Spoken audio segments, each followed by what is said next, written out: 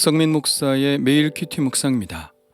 레위기 25장 23절로 38절입니다. 토지를 영구히 팔지 말 것은 토지는 다 내 것임이니라. 너희는 거류민이요 동거하는 자로서 나와 함께 있느니라. 너희 기업의 온 땅에서 그 토지 무르기를 허락할지니 만일 내 형제가 가난하여 그의 기업 중에서 얼마를 팔았으면 그에게 가까운 기업 물을 자가 와서 그의 형제가 판 것을 물을 것이요 만일 그것을 물을 사람이 없고 자기가 부유하게 되어 물을 힘이 있으면 그 판 해를 계수하여 그 남은 값을 산자에게 주고 자기의 소유지로 돌릴 것이니라.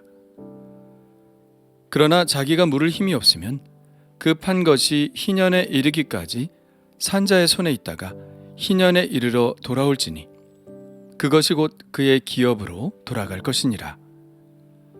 성벽 있는 성 내의 가옥을 팔았으면 판지 만 1년 안에는 물을 수 있나니 곧 그 기한 안에 물으려니와 1년 안에 물으지 못하면 그 성 안의 가옥은 산자의 소유로 확정되어 대대로 영구히 그에게 속하고 희년에라도 돌려보내지 아니할 것이니라. 그러나 성벽이 둘리지 아니한 촌락의 가옥은 나라의 전토와 같이 물러주기도 할 것이요 희년에 돌려보내기도 할 것이니라. 레위 족속의 성읍 곧 그들의 소유의 성읍의 가옥은 레위 사람이 언제든지 물을 수 있으나 만일 레위 사람이 물으지 아니하면 그의 소유 성읍의 판 가옥은 희년에 돌려보낼지니 이는 레위 사람의 성읍의 가옥은 이스라엘 자손 중에서 받은 그들의 기업이 됨이니라. 그러나 그들의 성읍 주위에 있는 들판은 그들의 영원한 소유지이니 팔지 못할지니라.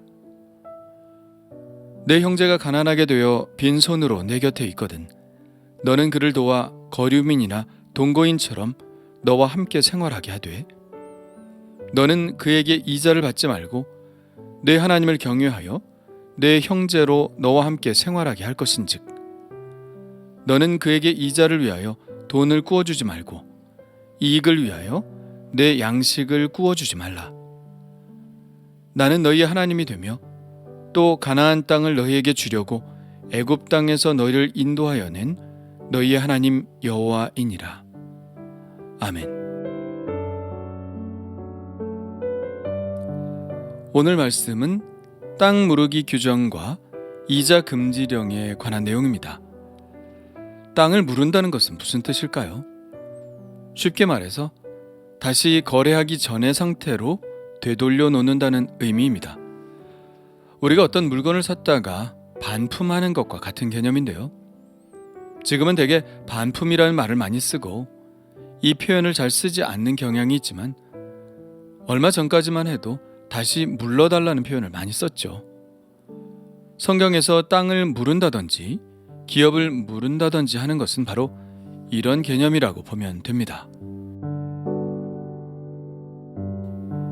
일단 어제 보았던 말씀 중 희년에 관한 말씀이나 또 오늘 나오는 땅 무르기 규정 같은 규례들은 땅에 대한 하나님의 생각에서 비롯된 것인데요. 땅에 대한 하나님의 기본 개념이 바로 23절에 나와 있죠. 토지를 영구히 팔지 말 것은 토지는 다 내 것임이니라. 너희는 거류민이요 동거하는 자로서 나와 함께 있느니라. 그러니까 토지는 가나안 땅은 하나님이 이스라엘에게 거기 살도록 허락하신 것일 뿐 그들 개인의 소유가 될 수 없는 땅입니다. 그래서 하나님이 지파별로 정해주신 그 땅은 누구에게 양도할 수 없는 땅이고 지정받은 대로 영구히 그 가족의 소유로 이어지는 것입니다. 여기서 거류민이라는 말은 다른 말로 소작인으로 바꿔 쓸 수 있는데요. 이것이 이스라엘 사람들이 이 땅에 살아가는 자의식이죠. 잠깐 거쳤다가 가는 사람들이고 하나님의 땅을 빌려서 농사를 지어 자기와 가족들이 먹고 사는 그런 사람들일 뿐입니다. 그래서 토지를 사고 팔 수는 있으나 그것은 한시적인 것이었고 희년이 되면 다시 원래 상태로 되돌려 놓아야 합니다. 토지 무르기의 개념도 그래서 나온 것이죠. 토지 거래가 있었어도 당사자가 언제라도 물러달라고 하면 물러주어야 하는 것입니다. 그 사람도 잠시 소유권을 가졌을 뿐 영구한 소유자는 아니니까요. 그렇다면 이 토지를 매매하게 되는 경우는 어떤 경우일까요? 물론 가난하여 돈이 없어서 돈을 얻기 위해 토지를 팔 수밖에 없는 상황이겠죠. 25절에 그 상황이 나옵니다. 만일 내 형제가 가난하여 그의 기업 중에서 얼마를 팔았으면 그에게 가까운 기업 물을 자가 와서 그의 형제가 판 것을 물을 것이요. 여기서 기업은 땅을 말합니다. 어쩔 수 없는 상황 속에서 땅을 팔았다면 그의 가장 가까운 형제가 그 기업을 물러주어야 합니다.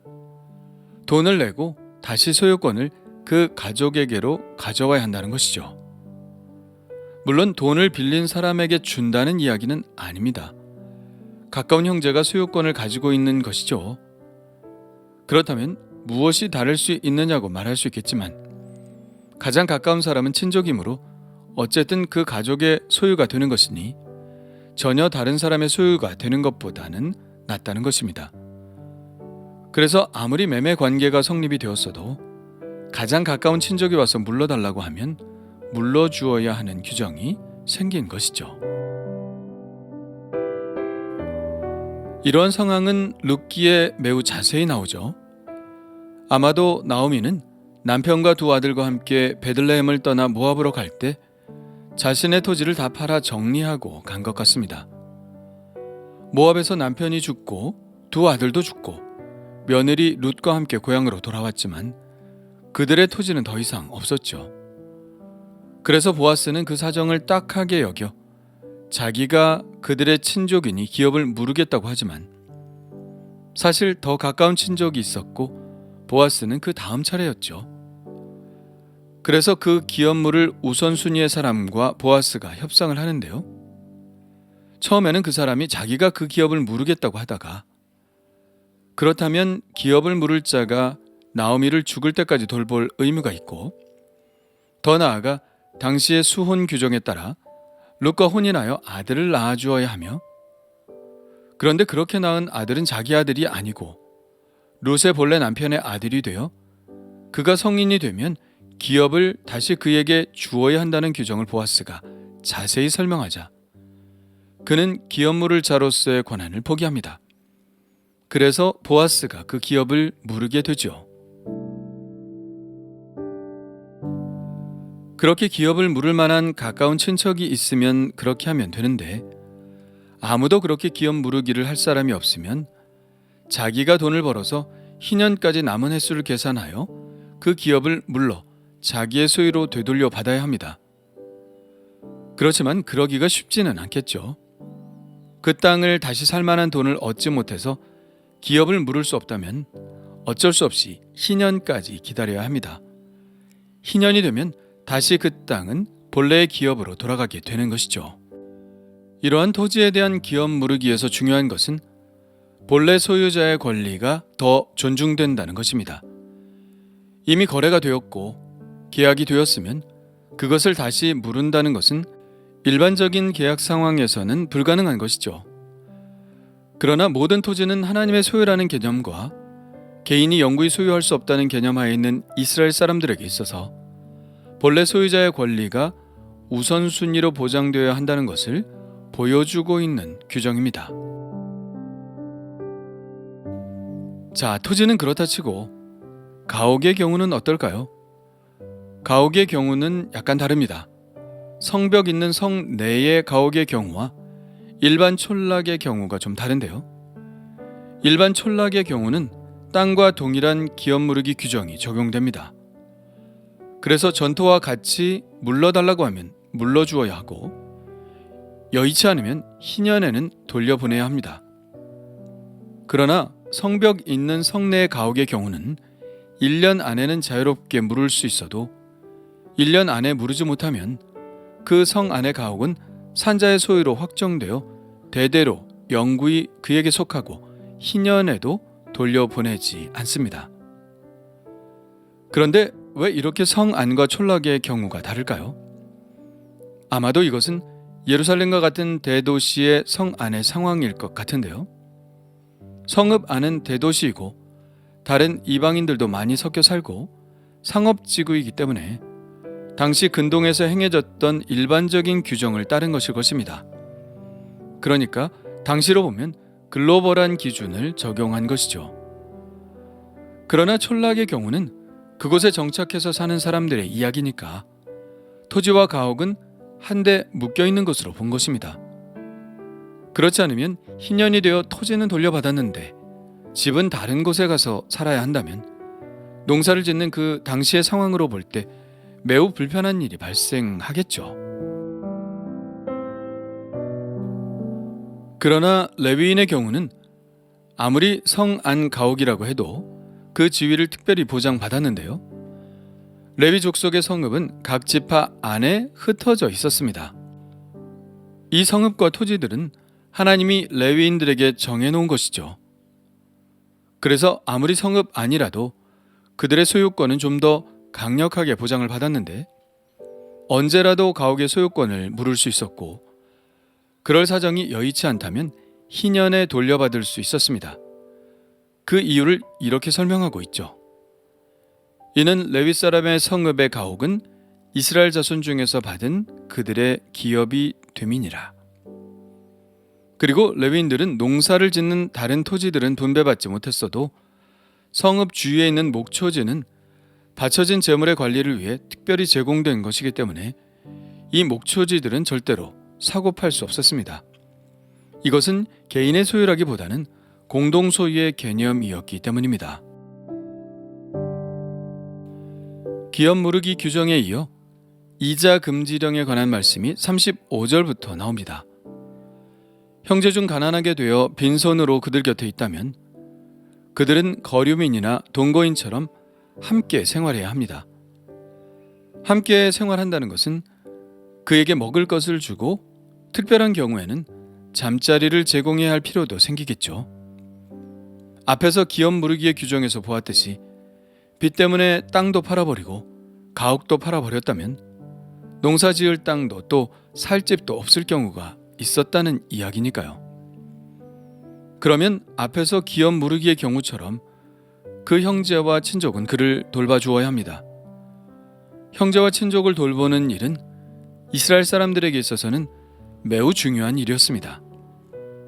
이것은 사실 우리 그리스도인들에게도 중요하죠. 디모데전서에서 바울은 우리 그리스도인들에게 이렇게 말씀하고 있습니다.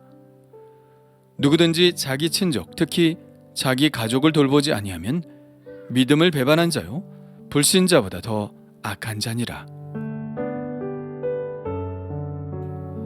종자 살 돈이 없어서 돈을 꾸어야 할 경우도 있겠죠. 그럴 때 돈을 꾸어주되 이자를 받지 말아야 합니다. 그리고 어떤 사람들은 이런 상황을 이용하여 돈을 버는 기회로 여기기도 했는데요. 돈을 꾸어준다든지 양식을 꾸어준다든지 하고 비싼 이자를 받아 자신의 이익을 챙기기도 했습니다. 당시의 이자율은 지금과는 상상도 하지 못할 정도로 비쌌습니다. 6할까지도 받았다고 하니 가히 살인적인 이자율이라 할 수 있겠죠. 그래서 하나님은 형제, 동족에게는 절대로 이자를 받지 말라는 말씀을 하고 있는 것입니다. 오히려 그것이 그 사람을 더욱 헤어나올 수 없는 수렁으로 빠뜨릴 수 있는 것이기 때문이죠. 그런데 이런 의문이 들죠. 지금 유대인들이 세계적으로 부유하게 된 것은 금융업 때문인데 어떻게 된 것인가 하는 의문이죠.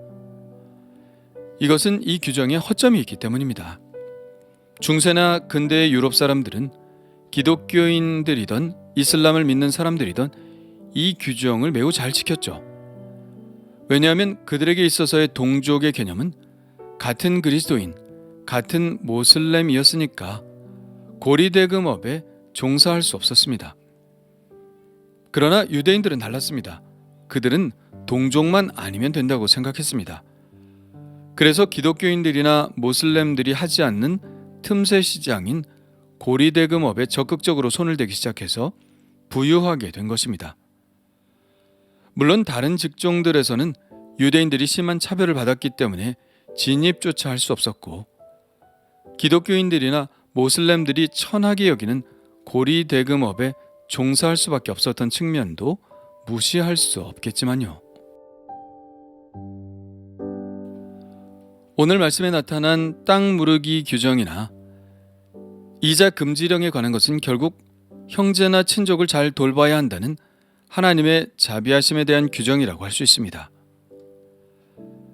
지금 내 주위의 형제나 자매, 혹은 같은 교회 식구, 혹은 친족들 중에 어려움을 겪고 있는 사람은 없나요? 그들에게 베풀 나의 작은 배려는 무엇일까요?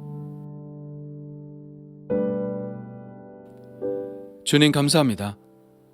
오늘 묵상한 두 가지의 말씀 속에서 형제와 친족들, 그리고 함께 그리스도인으로 형제된 자들을 생각하게 하심을 감사합니다.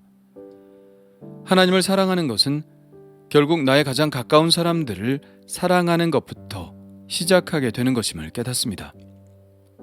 형제를 사랑하고 이웃을 사랑하고 불신자를 사랑하고 그리고 결국 보이지 않는 하나님까지 사랑할 수 있는 참된 믿음과 사랑을 허락하여 주옵소서. 예수님의 이름으로 기도합니다. 아멘.